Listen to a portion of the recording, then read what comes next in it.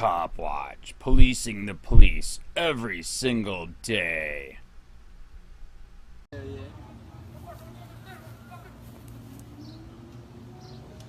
your fucking hands up! Put them up! Put your hands up! Put your hands up! Put your hands up! Hands up now! Hands up now! He dead. Cuz dead. Cuz dead. Cuz dead. Shot that nigga. Cuz dead. Oh, they fucking shot him, dude.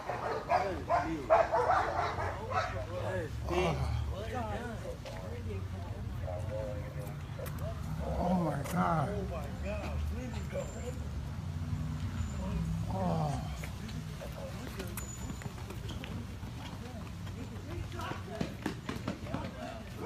No, shut the fuck up.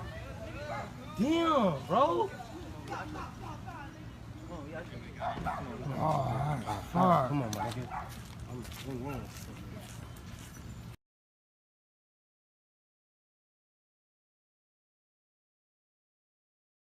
Taxpayers to be held liable after video shows cops execute mentally ill man holding a stick. A mother has filed a federal lawsuit after she called 911 for help with her mentally ill son and cops showed up and killed him instead. By Matt Agarist, August 15, 2018. Madera, CA. Last year, Madera, CA police shot and killed 32-year-old Sergio Valdovinos, a mentally ill man who police says was swinging at them with a large stick. Now, a federal civil rights lawsuit is accusing police of excessive force and they have video to back up their claims. That video could be key evidence once the case goes to trial in U.S. District Court in Fresno. The lawsuit was filed June 22 by Los Angeles civil rights attorney Carl E. Douglas on behalf of Valdovinos' wife, Maribel Shaw.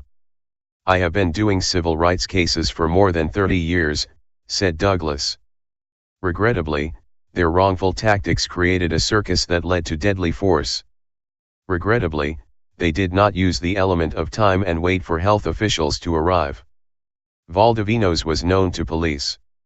They'd been out to his home before. In fact, they'd responded to his home on at least 50 occasions over the last 2 years. He was mentally ill and reportedly suffered from schizophrenia. For years, his mother had attempted to get him help, to no avail. Surely his condition was wearing on her, as well as the community who lived in adjacent homes.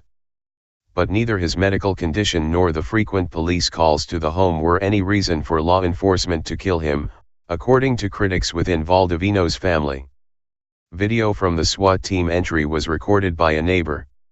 It shows the team, in line formation, turning the corner around the garage, and engaging the young mentally ill man on his front porch. After commands were given and apparently ignored, police opened fire, killing Valdovinos with 8 quick shots. It was over. No more would his mother be terrorized by his supposed irrational, impulsive behaviors.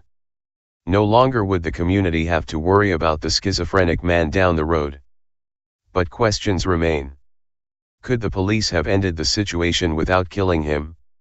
Could they have disarmed him without using deadly force?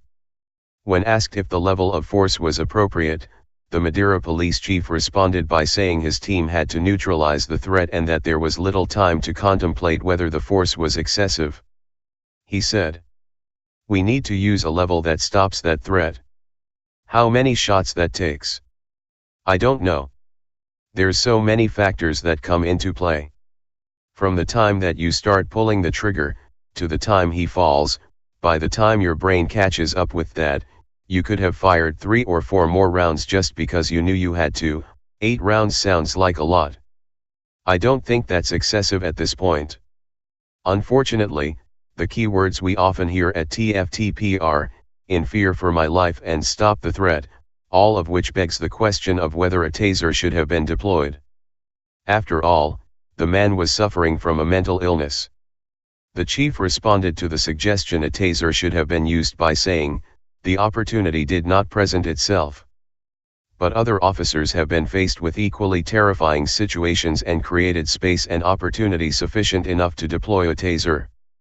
In one such instance, a man who was either schizophrenic or on a drug such as bath salts or PCP, took all his clothes off and laid down in a busy city street.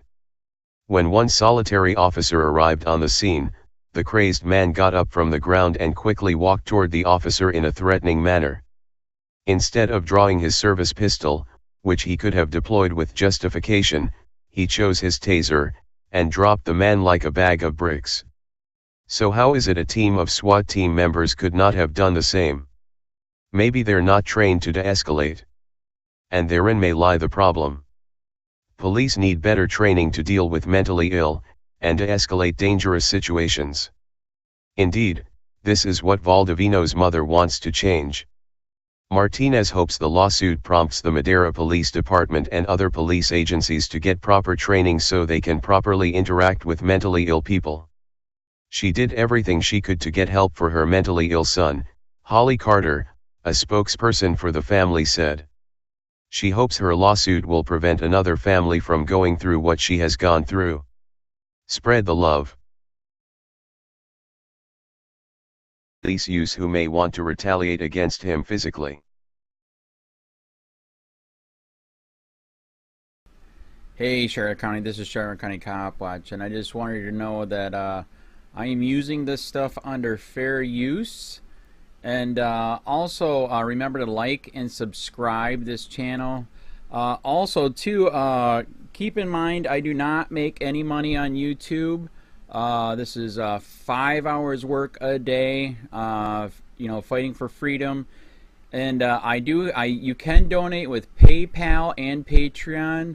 I just want you to think about this. If everybody gives to PayPal and Patreon, Patreon is every month. Actually, PayPal you can do every month. I have 12,000 subscribers. If everybody gives, I can quit my regular job and go full-time investigations on Charlotte County and possibly even more and beyond. So just keep that in mind. If everybody helps out, I can go full-time doing this. Thanks.